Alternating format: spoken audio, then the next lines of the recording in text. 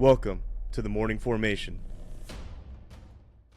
This episode is powered by Act Now Education. Warriors fall in. It's time for formation.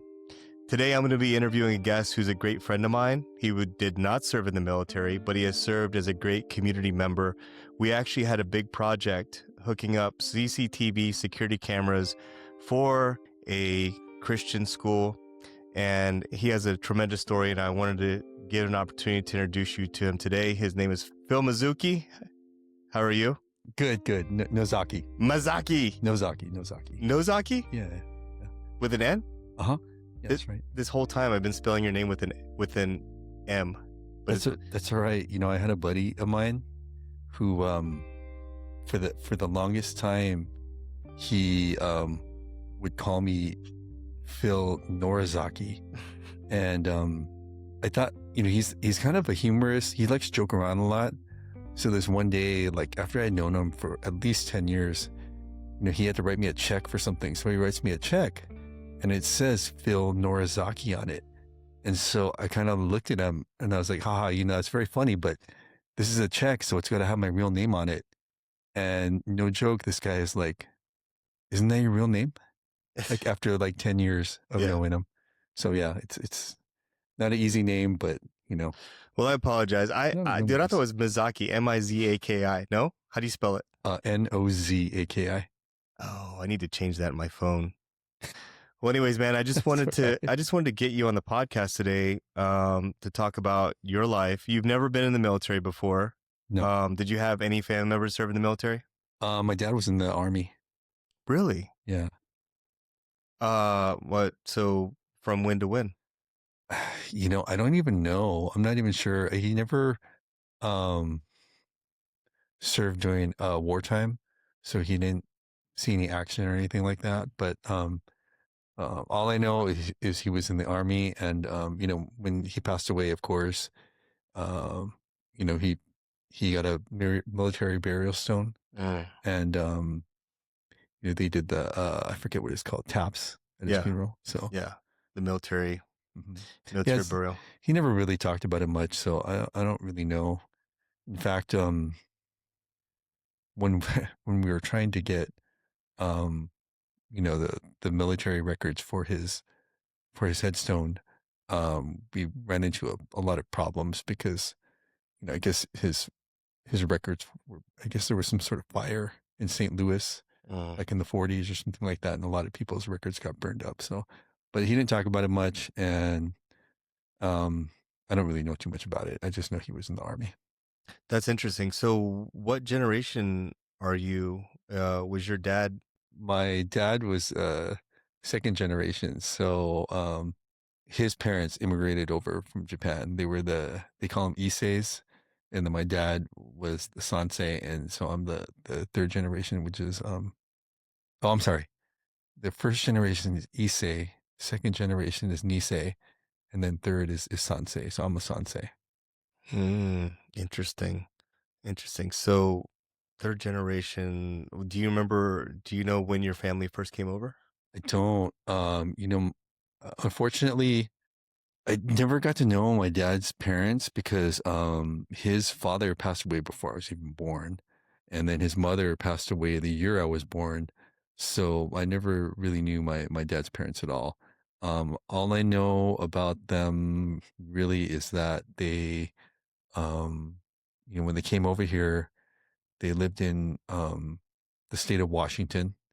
And then, of course, World War II happened, and they all got interned in an internment camp in Wyoming. And after everybody got released, they decided to settle down in California. So that's how they ended up here, Southern California. That's interesting that you know that much, at least. I mean, shoot, I don't know. Like, I don't know anything about when my grandmother came over or anything like that. So the fact that you know that they started out in Washington and then was actually in an intern camp during World War II, I mean, you know more than me about my own family, which is amazing. Do you know how they ended up here in Southern California? Yeah, well, I guess when they were releasing all the Japanese Americans from the internment camps, my dad had two older brothers, and their parents asked them, "Where do do you guys want to go back to Washington, or where do you want to go?"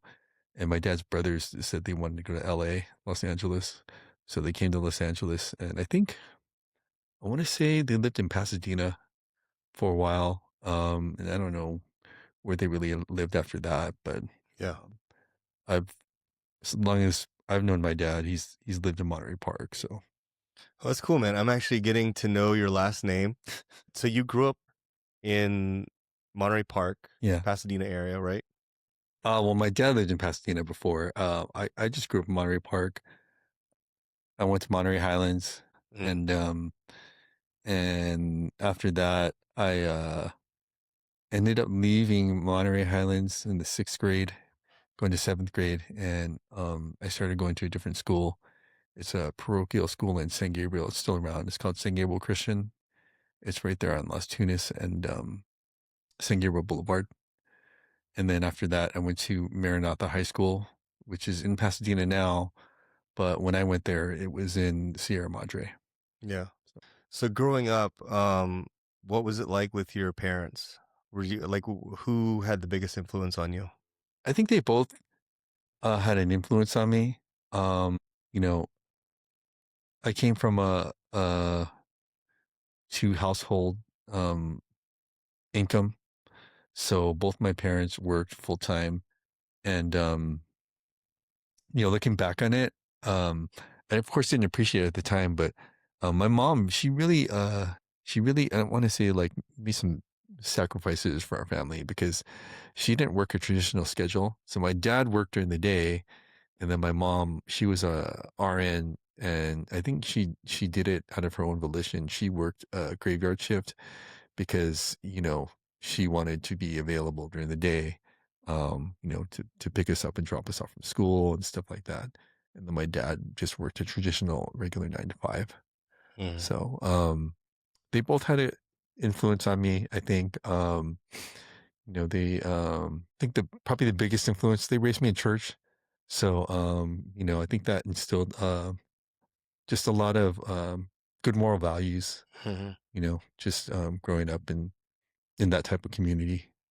So, I mean, I usually have a pretty good sense of people when I meet them. You have a good nature about you, and we'll get into it later. But talk about the project that we were involved in that took like a lot of weekends, a lot of climbing up and down inside attics and outside, and it was dirty work basically. yeah. But I had tried to get that project off the ground, 2 years prior to, and I couldn't because I couldn't find any dads like you that were willing to do it. Um, so your parents, you grew up pretty good. Like your parents were hardworking. And did you have any brothers and sisters? One older brother, 3 years older. Yeah. Okay. Were you guys close or no? Oh no, we were not really close at all. We had a pretty adversarial relationship growing up. Mm, So, um, we didn't get kind of close till probably right before he passed away. So he passed away around like 2013. Yeah. So um, right before that, we kind of came back together a little bit. So yeah. yeah. Well, I'm glad to hear that. Well, I mean, so you stayed here in the Monterey Park area. Did you ever leave or take a job somewhere else or anything like that? You were raised by a military veteran, but you probably didn't feel that very much because he didn't really talk about that all that much, No, right? not at all. Yeah. Hmm. That's interesting. Interesting that he never talked about it. Do you know how many years he did or anything like that? Do you have a DD 214? I don't know. I'm not sure that actually probably should research that and look that up. I mean, you really should. Like the DD 214 would show his entire service time. It would show any medals. It would show all that stuff. But that would be interesting for to look at and kind of dissect to see what exactly he did, what his job was. I mean, that would be really cool because that was probably in what the 1940s, 1950s, maybe Yeah. Let's see. Probably in the early 50s. early Yeah, late 50s. 40s, early 50s. Yeah. Yeah, that'd be interesting. That was a whole different time then, man. Like, I mean, I would be interested in seeing what your dad had done his military service. That's a huge sacrifice, man. Just to, especially serving back then, going through boot camp and stuff. I mean, that was no easy chore. And that did he serve? He served after his time at an intern camp. Yes. Yeah. Well, I mean, I think when he got interned, he was just like a little A boy. kid. I don't think he even really remembers too much of what happened. Yeah. So, or he remembered, sorry. See, that's the kind of stuff that I'm talking about, man. Like, it would have been interesting to find out, like, what was his motivation. I mean, being interned and singled out like that, and then still wanting to serve the country and not being bitter about things, like that'd be an interesting conversation to have. But we can't really go back and have those conversations now. And I shared with you that I had a great uncle like that. He was a World War II guy, Yeah. and I regret, like, he used to sit at the table and just talk and talk and talk about his 2 years in over in Europe, and can't go back in time and capture that now. But yeah, I'll help you hunt down that DD-214 though, man, because I that would be interesting to just to take a look at. I, Um, yeah, I think at that time, I've heard people say, I don't know if this is true, but I've heard people say that there was a kind of a that you know Japanese Americans at that time they really wanted to prove that they were loyal to this country. So I've heard that that's why the 442nd kind of became a thing, and it probably even continued after that.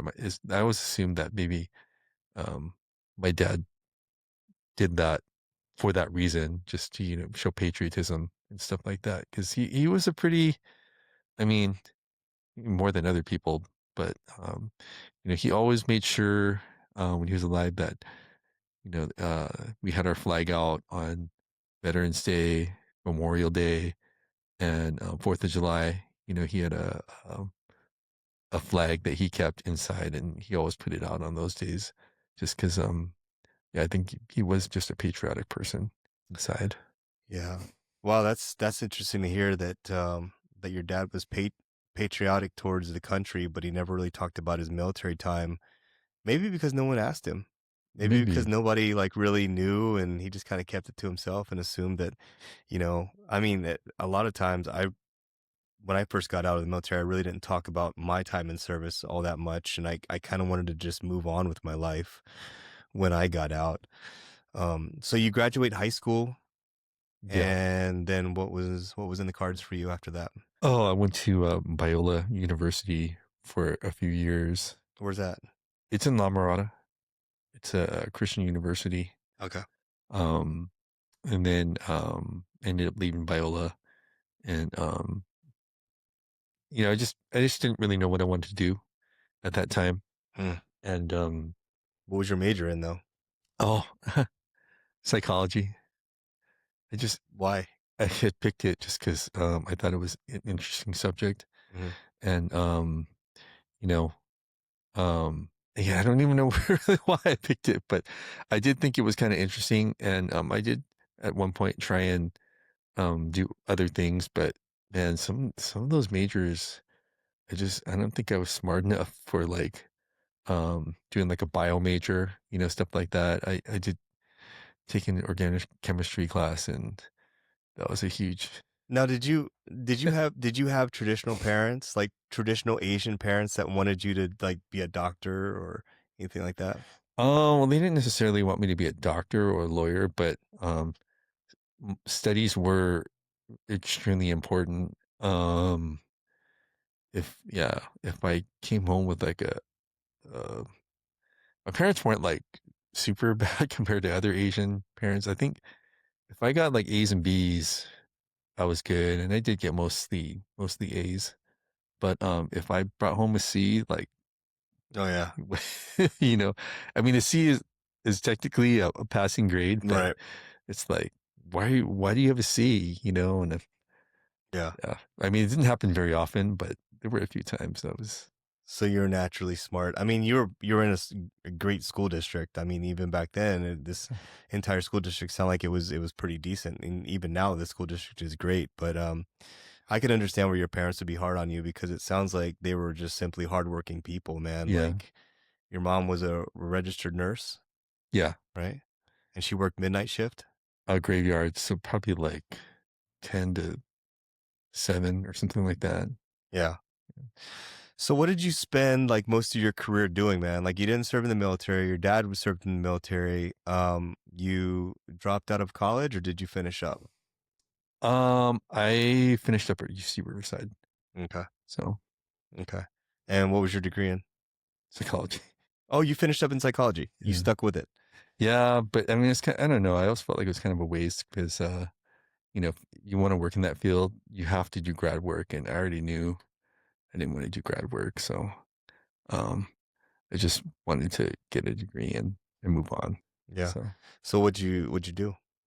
I was just kind of what did I do? It took me a long time to graduate, so um, You just kind of jumped around from different jobs and things like that. You didn't have a yeah, career. I worked for a contractor for a while doing residential construction, and that was hard work.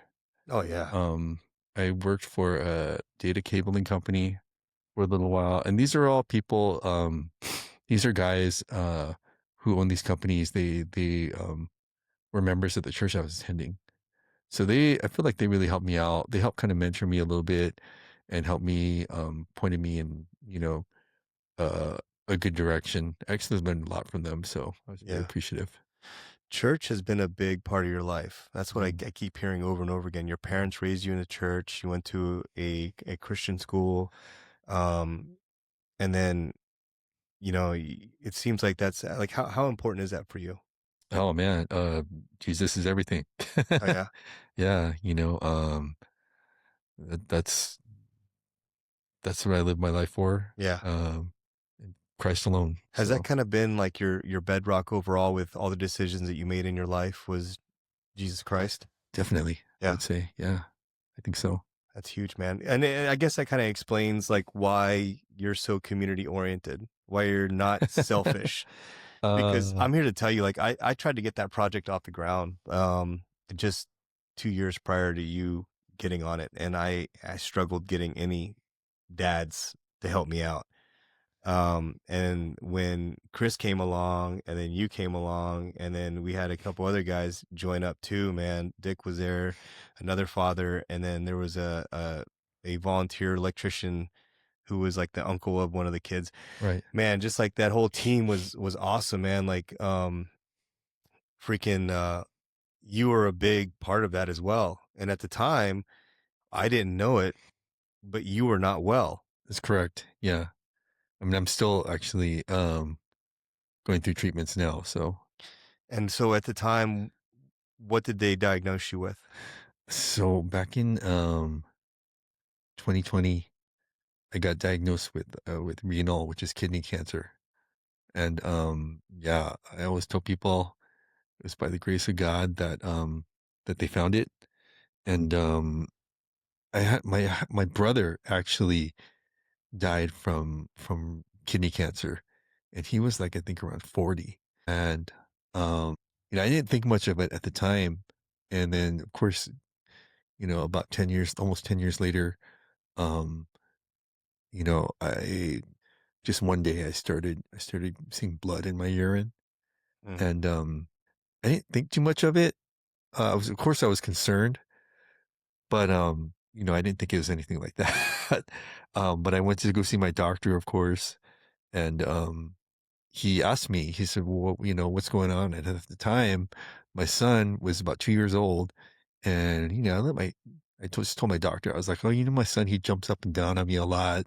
He really likes jumping up on dad." So he's like, "Oh, is he jumping up and down like your groin area?" I was like, "Yeah, sometimes he jumps all over me." So the doctor he thought like maybe you know, I got some trauma or damage, in my urine tract or something, right? mhm, And he was aware of my family history, my brother. So he asked me if he said, "Well, why don't you get an ultrasound? I think, you just have maybe some urinary tract issues, but I'm going to order an ultrasound just in case, just because of my family's history."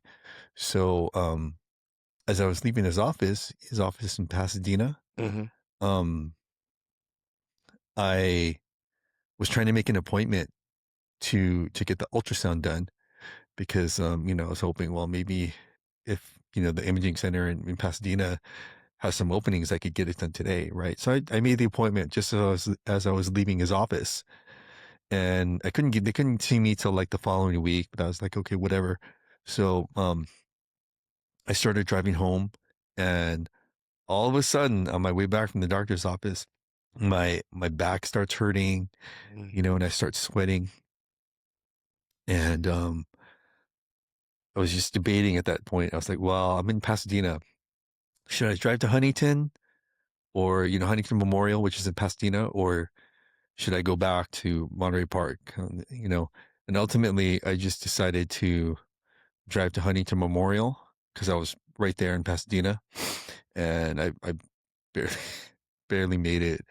I was like ready to run some stoplights and stuff because it just like my back pain got worse. I started sweating more, and they took me in. They checked me out the ER. They asked me a couple questions, and I told them what was going on. And so they ran a CT scan on me, and they checked everything out. They said, okay, you know what? Everything is clear. We think you just have a kidney stone. So my initial diagnosis from the ER was a kidney stone, and I felt totally. I mean, I don't want to say relieved, but I was like, oh, it's just a kidney stone. I was like, so they gave me some medication, and I was like, okay, I'll probably be better in like a week or 2 weeks. And I was ready to cancel the ultrasound appointment because I got diagnosed with a kidney stone. So I just decided, for some reason, I just decided to keep it anyways. And I think that was maybe prompting from the Lord. But I kept the appointment. I went in the following week. They did the ultrasound. And then my doctor called me like the very next day. He said, oh, we found something in your kidney. So Wow. So, man, I mean, you were getting ready to cancel the ultrasound, um, because you had this, but they didn't confirm you had a kidney stone, right? They like you were just gonna do that because you thought it was a kidney stone and it would pass. yeah, And then it got so bad where like you had back pain and everything. So you go back into the doc. And how old are you at this time? that time I was, that was what, 6 years ago. So I was like around 45. Around Still, there. yeah, still young, man. Yeah. Still young. And so how old were your kids? Two and Yeah. We only had my son at the time. He was 2.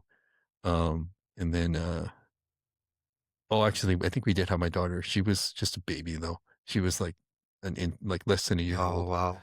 So you got two kids. You're about 45 years old, and then you go back into the doctors again. And how did like you walk into the office, or do you tell you over the phone, or how do you tell you? He told me on the phone when he called me after the ultrasound the next day. He said they found something in your kidney. We want you to go see a urologist. And honestly, just the fact that he ordered the ultrasound to begin with, because he didn't really think much of it either, and it was just the grace of God. He ordered the ultrasound, and that I kept the appointment. I think he only ordered it as a precautionary measure because my family had a history of kidney cancer. My brother passed away from kidney cancer. I think I told you earlier. Yeah. So I really believe that was the only reason that he ordered the test, just like a tack on. He added it on, but I don't really think that they expected the results, right? But he told me on the phone, and then of course I made a appointment with the urologist at Huntington, and he gave me his opinion, which was, you know, this it's pretty standard that if they find a tumor on your kidney, as long as you have both kidneys, they're going to remove the entire kidney. So he said, we're going to remove the entire kidney, and of course that's a huge decision, right? Oh yeah. Removing a uh, organ like that. So Right. I went and I got a couple other opinions. I went to the City of Hope in Monrovia, and I also went to UCLA. And this UCLA doctor um, was recommended by a friend, And he was probably, I felt like he was the most thorough one because these other two doctors, they were talking about ordering like testing, like genetic testing and stuff like that. But they were saying, well, we're going to do the surgery, and then we're gonna do some genetic testing, right? But the UCLA surgeon, he was the only one that wanted to do the testing before the surgery because he wanted to know what he was dealing with. And they ran the tests, and what I didn't know, and I found out, I guess there's like hundreds of different types, variations of kidney cancer, and it just so happens that the specific type of kidney cancer I have, which is HLRCC, it's a hereditary cancer, and it was this doctor, it was his area of expertise and his area of research.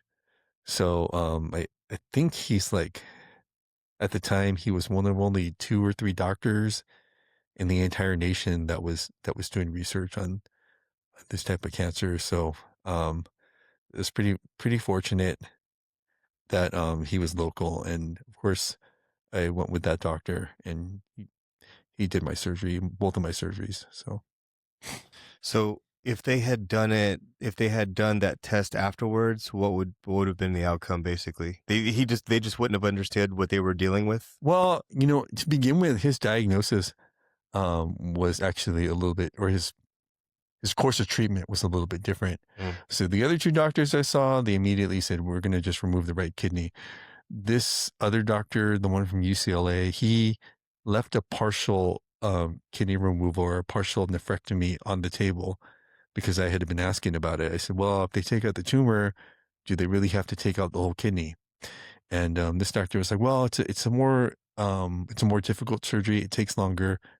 He's like, but if you want to explore that option, um, I'm not going to take it off the table. Whereas the other two doctors they said, oh no, we're just going to remove the entire kidney. And once this doctor found out that, the type of cancer he tested and the type of cancer it was, that was when he changed his mind about that course of action. He said, oh no, this type of cancer is a little bit more aggressive. So we're going to remove the entire kidney. The same prognosis or the course of treatment as the other two doctors. So I don't think it would have changed at all because the other two doctors were already going to remove the entire kidney, but just maybe the follow up may have been a little bit different, just knowing the type of cancer that they were dealing with. And you knowing all this, you had to continue your day to day life. And one of the things that you were doing, besides your full time job, you were part of this project. Yeah, by that time I had already stopped working. Um, so the minute I got diagnosed, I went on short-term disability, of course. I left work, and I think at that time I wasn't working, and that was actually why I had more free time to help out with the project. So you knew at that time you were sick, Yeah, and you still went through with doing what we were doing, which was, so basically we set up, so for this Christian school, daycare, and they also offer kindergarten. Um, we set up these CCTV security cameras, basically, because at the time there was things going on in America where there was school shootings and things like that. And me coming from a law enforcement perspective, it's good to have cameras anyways, just as a deterrence. If anyone's scoping out a school or something like that, you can, a lot of times pick up people that are creating patterns where they're reconning and things like that before they kidnap kids. So that's what the project meant for me, like, was just to help out the entire school, um, and with any type of potential like crime, basically. What did it mean for you to actually be a part of that project? Because it took multiple weekends and it was dirty work, basically. So yeah. what did it mean to you? I was just glad to be able to have an opportunity to help the school. I know they depend a lot on volunteers and stuff like that. But just doing the project, I don't know if I would have I didn't mind doing it, but I don't know if I would have like like volunteered for it necessarily. I'm not like a um super aggressive or um Like go getter when it comes to yeah, I that don't kind of like take stuff. a Like lot of sign up, initiative in right? certain areas. I'm So with you. it was actually my wife that was like, "Hey, why don't you do this project? You know, you look like you're doing okay, you know, you're kind of recovering from your surgery, but I Yeah, think this is something you can do." So she kind of encouraged me at the time to help out, and I was like, "Oh yeah, that sounds like a good idea," you know. yeah. So Well, I appreciate you helping out. I think my biggest motivator was Chris because he was just so all over it. Like he was wanting to put the money forward and just he did a lot of the like technical work when it came to the electricity and stuff. And like my dumbass was just over there like sweeping floors and nailing down boards, and that was about the extent of my help when it comes to electricity. But you were a huge, tremendous help with your background and what you were doing as well, which at the time you were working for Spectrum. I was working for AT&T. AT&T. Yeah. So when it came to like running wires and stuff like that, I mean, you're a master of that kind of stuff. Uh, yeah, well, I think more working for the cable company, I learned how to pull cable and stuff like that. Yeah. So, but I gotta say, that was probably the best part of the project was getting to work with you and Chris. Yeah. So I think, getting to know you guys, Yeah. it was a lot of fun. So Same on this end, dude. Like honestly, when you're working with a great group of guys, it yeah, makes it so much easier, man. It makes the time go by so much better, and definitely. it's enjoyable. So, and Chris was like super motivated to do it. So he actually inspired me. It was difficult for me to even get that off the ground. So you find out that you have um kidney cancer that's also a little bit more severe than that, and they weren't able to take it all out. No, they were. So if you have ever talked to anybody Hmm. that had cancer or dealt with cancer, they use this term. They say your margins are clear. So when they do a surgery and they remove a tumor, they also remove some of the surrounding tissue to check it for spread. Right. And if they don't detect any cancer spread in the surrounding tissue, they tell you your margins are clear. So after the first surgery I got, they told me, they said, okay, we took your kidney out, we got the tumor, and your margins are clear. So I thought I was good, you know. Hmm. But with a surgery like that and just in the situation you're in, they just continue to monitor you. I think I was getting a CT like every 3 months. So first quarter I was good, second quarter I was good, third quarter I was good, then like the fourth quarter, like almost a year later, they um they said, "Hey, we found an independent growth in your in your left kidney." And we don't, I don't think they thought it was a spread from the original tumor, but because HLRCC is a genetic cancer, even though they may have gotten one tumor, that doesn't mean that you already have a predisposition to this type of cancer. So a growth could pop up somewhere else, and that's what happened. Is that a growth popped up in my left kidney? Fortunately, because they had been monitoring me, they caught it pretty early, and they did another surgery to remove part of my left kidney, and it was a successful surgery. They also told me at that time too. They said your margins are clear. So of course, I was happy about that.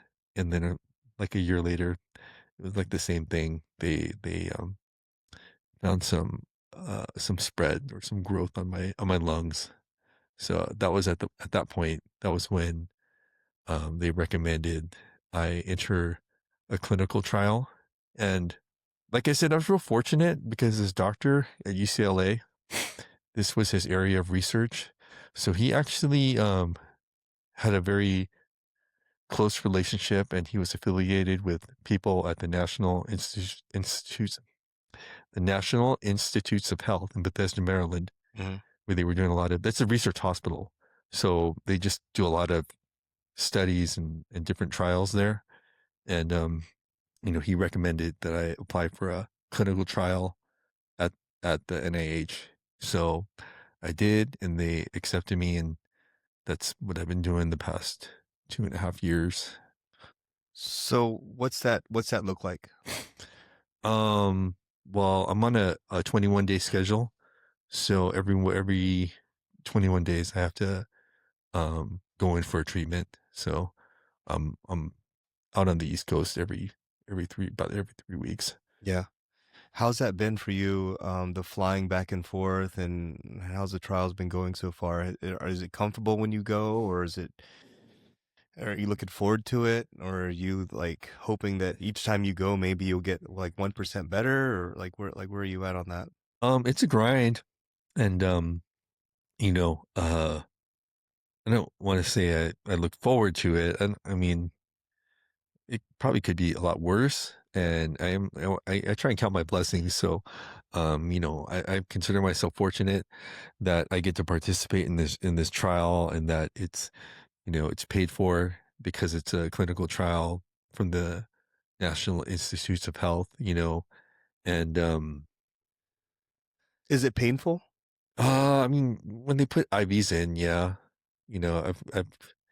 I've gotten more needles, and even in that first year I was in the trial, I probably got more more needles in that first year than I got in my entire first 40 years of my life. It was crazy. Man, it sounds. I mean, when I think of like clinical trials, man, I think of like hard chairs, wood, needles, uh, like, hospital settings. That's why I asked it. Like, is it not looking forward to, but is it like something that like you're like, okay, I got to go back in and get this done? Like, is it at least comfortable for you to go get these trials done? And it sounds like with the IVs and stuff, man, it's not something to look forward to, especially the travel all the way over there. Yeah. You're flying from West Coast to East Coast. Yeah, I never look forward to the IVs, but the rest of it's pretty good. They have It's like um like a hotel setting when you're not like in the actual clinic. well, the clinic itself, it's a nice facility, and for most of the treatment chairs, they're pretty comfortable.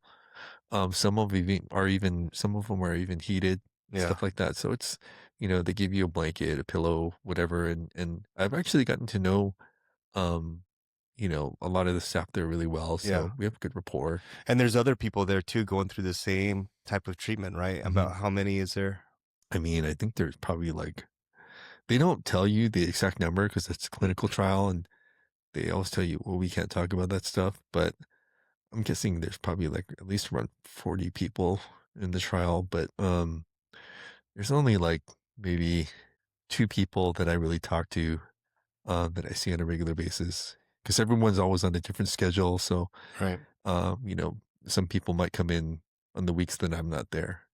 I mean, for mentality purposes and community purposes, I thought maybe they would try to get you guys together to sit and talk and They do encourage you, if you can make friends in the trial, to do that, but at the same time, it's kind of weird. yeah, They almost keep you isolated. yeah, So, I mean, you know, when you go in for your clinical appointment, you know, typically I don't spend a lot of time in the waiting room.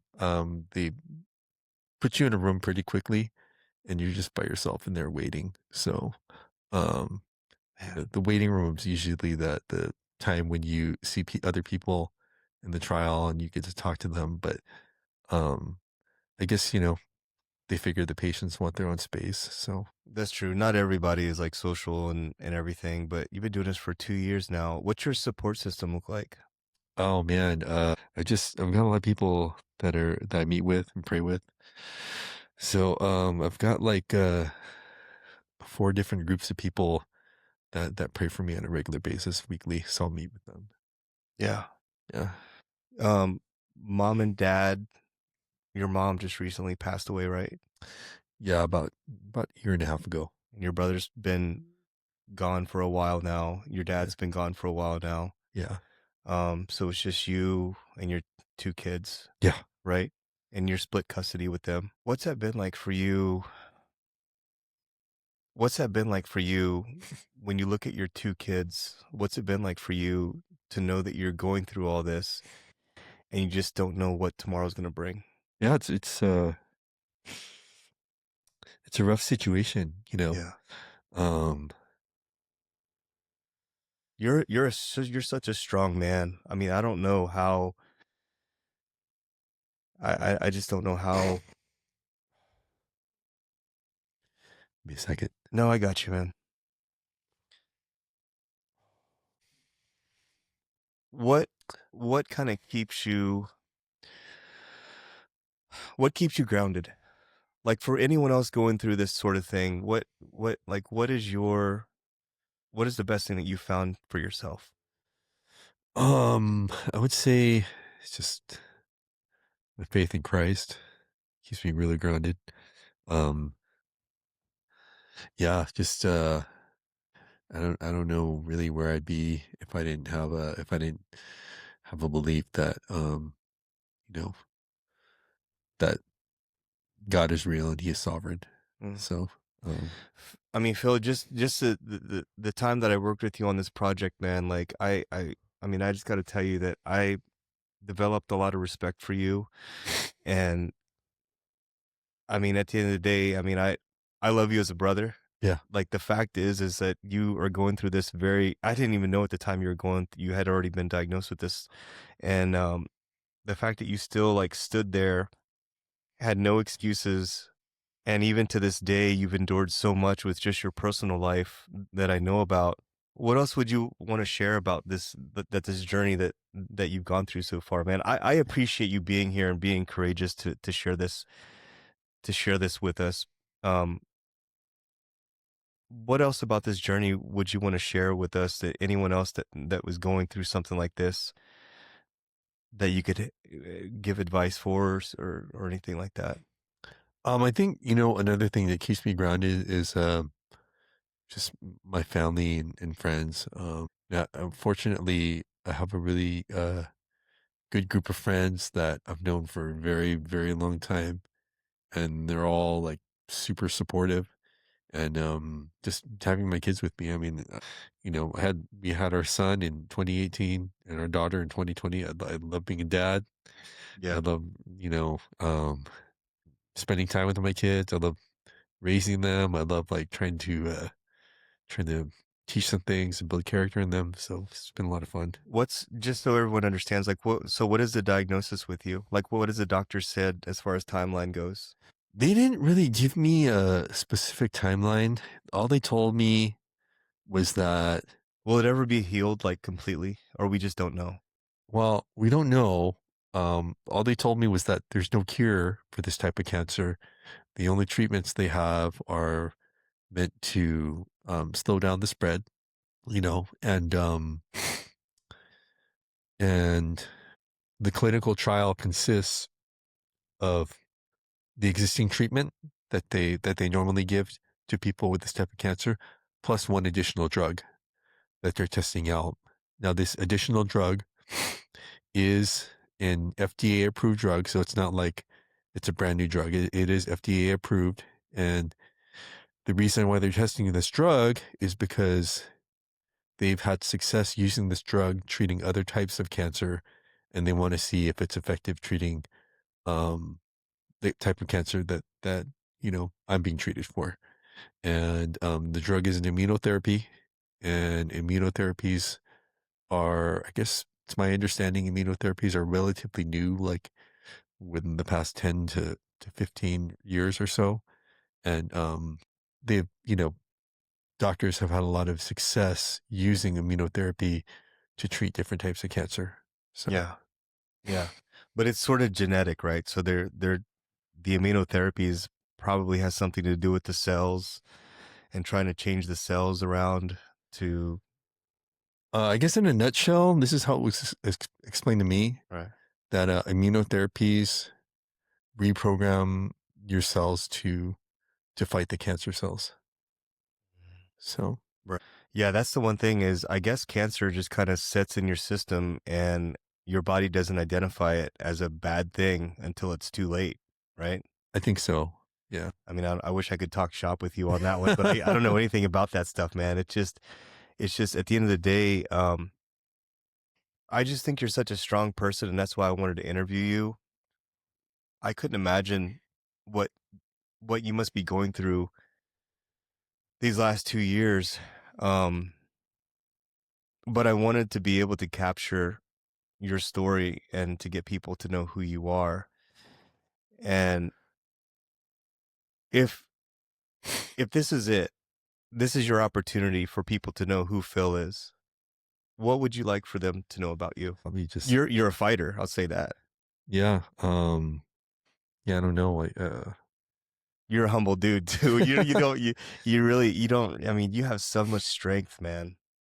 Yeah, I mean all my strength comes from Christ. So Dude, I mean, that's incredible, man. Like your parents did such a good job with you. Like I wasn't raised yeah. religiously. Um I was kind of bounced around. My dad was just Baptist, my mom was Catholic, so I was like somewhere in between. Um but your strength in religion in Christ is so strong that like man, like I am completely I mean, I'm just I look up to you. I mean, I really mean that, man. Like I couldn't imagine what it would must be like to be in your shoes. What's what's what's some things that you would want your kids to know about you, your fight, and who you are? I guess just to never give up. Keep fighting for um the people you love, right? I mean, my kids are two of the most important reasons why I fight every day. So While you wake up every day no, absolutely. and have faith in Jesus, right? Yeah. This is by far the hardest interview I've ever done, man. Because I know you personally. Yeah. I love you as a brother, man. Like you, people like you are really hard to find. And I'm not just saying that because you're in front of me, man. I have a lot of respect for you and Chris, um, because of the men that you are. You truly are leaders, and that's what this podcast is all about, man. It's about the fight, it's about the struggle, it's about the resilience, it's about the perseverance. And I have been so blessed to know people like you. I've known people that are tactically sound. I've known people who are militarily sound, and I know people who are community sound and religiously sound to the point to where like they they are strong and they wake up every day, um, even though they know the odds are still against them. And so, Phil, it means the world to me, man, for you to sit here and just be courageous with me and talk about this. Yeah. Fortunately, I'm in a good spot at the moment. I mean, so far over the past 2.5 years, the treatments have been pretty effective, and So glad to hear that. yeah, the tumors have only either gotten smaller or stayed the same. They are not completely gone, but I'm not in a horrible spot right now, as far as like the progression of the cancer. So I'm so glad to hear that, man. I really am. Like I worry about you. I do. Like I worry about you. I know your kids. Um and I just wanted to give you an opportunity to talk about what type of legacy you would want to leave on this earth. yeah, it's a tough question. I think I just want to be remembered as someone who reflected Christ's love and reflected good moral biblical principles, and who just um lived their life to and brought glory to Christ. Yeah. What advice would you have for your kids when they're struggling? How what advice would you tell them to help them pull through? Just remember, um, God's in control. He's sovereign, and God's gonna watch out for you. Yeah. And how would you want them to love? I think just unconditionally, as much as possible. You know, I think forgiveness is always the best choice. And when life gets too hard and too heavy, what would you say to them to pull through? Keep going. Yeah. Don't give up. The Lord's with you. I think it's just so easy to get upset with people or to retaliate or to hold grudges. But I think it takes a stronger person to do exactly the opposite. Right. Because I mean, Yeah. that's always the harder thing to do, I think, and but it's the best thing to do, I think. Yeah. Do you think a lot of people take things for granted? Yeah, I mean, Yeah. I take a lot of things for granted, Yeah. you know. Um, Until you're faced with something like this, and then you realize how precious time is, right? yeah, definitely. I always tell people time, you can never turn back the hands of time. You can never buy time. Time is precious in that sense, right? And sometimes my phone reminds me about that because it takes me back. It shows me a picture from like 5 years ago. Yeah. And I'm like, holy crap, look how young my daughter looks, you know? And it just, in a sense, man, it's kind of a wake up call, you know, to spend more time and to love, right? I mean, you never see people when they're on their deathbed saying like, "Oh man, I just wish I made a little bit more money," or Right. stuff like that, or I had this, or I had this. It's usually about relationships and stuff like that. Or where's my iPhone? Right? Where's my iPhone? We spend so much time on our stupid iPhones and iPads and stuff, man, and we don't spend enough time looking at each other and talking like Yeah, we're talking right now. that's me, man. I spend a lot of time on my iPhone. Well, I mean, you know, it's a great time spender, but I mean, at the end of the day, man, there's people that probably should be doing like less time, you know, on their phone and spending more time with family and whatnot. Yeah, definitely. But yeah. No, this has been a heavy conversation, man. I don't even know what to ask you because I mean, it's hard to talk about, man, because we just don't know. Even myself, man, like I don't know what tomorrow brings for me, you know? And when you told me that your condition was just going to be kind of up in the air, man, like I was just like, I didn't like every time I see you or I think about you, I'm just like, wow, like how does I don't man, I'd be a wreck. One thing though is I do feel like I'm truly fortunate, and it's just by God's grace that they even found the tumor in the first place. Because I didn't share this earlier, but um the main reason I got checked out is because I was urinating blood, Right. and when they ran the ultrasounds and then the scans on my kidneys, they found that it just so happened that that tumor was in a specific spot in my kidney where it was pushing up against a vein or something like that. Mm-hmm. And that was the reason Why is it bleeding? why I was getting blood in my urine. And if the tumor was in a different spot, you know, I may have never known because with kidney cancer, typically there's no early warning signs. Yeah. And that's why the survival rate is so low for kidney cancer. Because by the time they catch it, it's usually at an advanced stage. So I just look at it as I was so fortunate, you know, grace of God. Just he was really with me. Yeah. Yeah.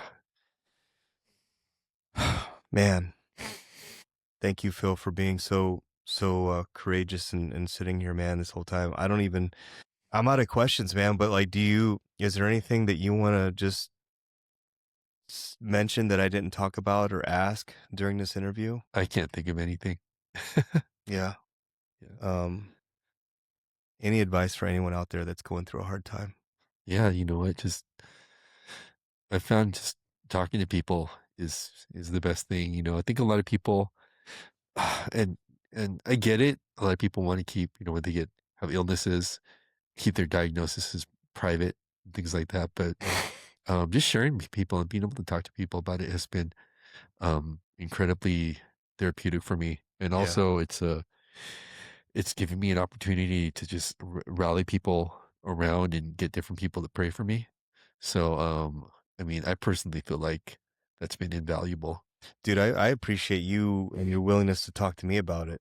Yeah. Because I mean, I want to put this out there for anyone else that's going through a tough time right now and has any type of like terminal illness going on. Like, you know, the strength that you've had over the span of the last 2 years is to me incredible. I look at you and I'm like, I don't know if I would be as strong as you. I Yeah. really don't. Everything I've ever done in my whole life, man, I don't. When I look at you, man, like you're an inspiration to me. And I really mean that from the bottom of my heart, man. Like, I don't know. I mean, if I were to look at anyone that's mentally strong, you like I see a picture of you. So God bless you. I'm praying for you as well. And I hope that anyone else listening to this out there help us out with the prayers. And Phil, before we end this show, man, I want to give you a big hug. Is that okay? Yeah. All right, brother. Give me a big hug. Yeah. Come on over here. Ah, dude.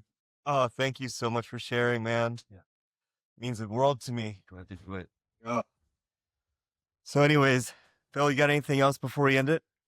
We've been talking for about an hour, man. I know you gotta get out of here. No, but I just want to say you and Chris, it's been a blessing getting to know you guys during the project. You guys, that's probably the best part of doing a Monterey Park. I believe Christian everything project. happens for a reason, man.